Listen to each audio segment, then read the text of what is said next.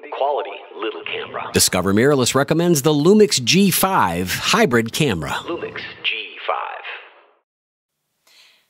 Hi there, I'm Carol for DiscoverMirrorless.com. Hope you're subscribed. If not, check it out up there somewhere. Give us your email and we'll make sure that you're aware of all the new cool stuff coming your way. Speaking of new cool stuff, if you remember, I talked to you a week ago or so about my 6-week check-in on my GH3. Still loving it, and I talked to you about the teleconverter, the extended teleconverter to be exact, and I promised I would come back and show you in depth how the thing works.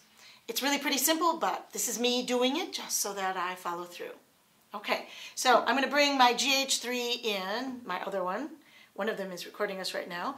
You'll see that what I have mounted on it here is an Olympus 45mm f1.4 lens. Not that that really matters because it works with any lens. All right, and so let's get it to focus, and you can see how much we can see of the grid structure on right here, okay? And even better, I'm just going to swing over this way so that it's kind of even with that, with this far edge of my window pane. So we're seeing 1, 2 full squares across. Now, let's change this to work with the extended teleconverter. I'm going to go into the menu. And there's the extended teleconverter in the record menu. I'm going to turn it on and then leave the menu.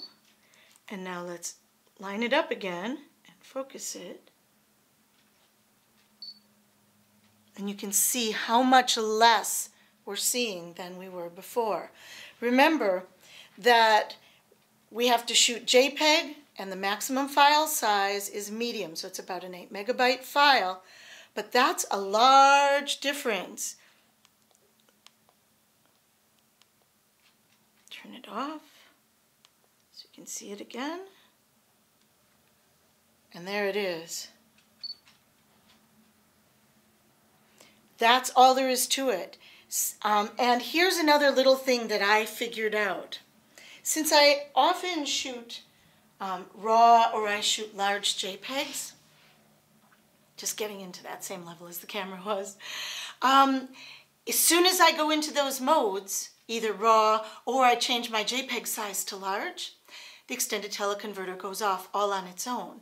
Because that's what I would use when I was shooting a portrait, is large JPEGs, or I'd be shooting RAW.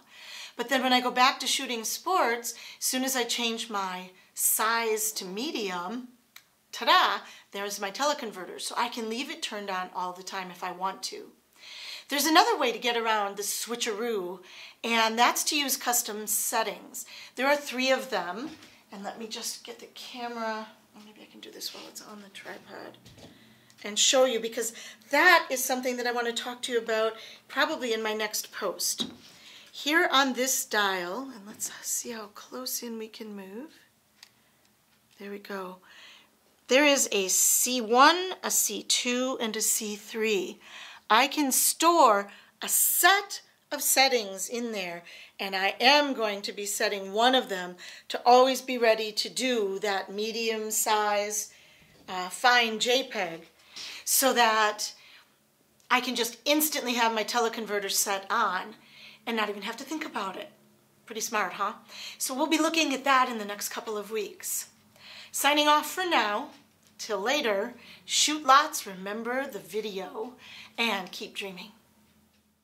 Big quality little camera. Discover Mirrorless recommends the Lumix G5 hybrid camera. Lumix G5.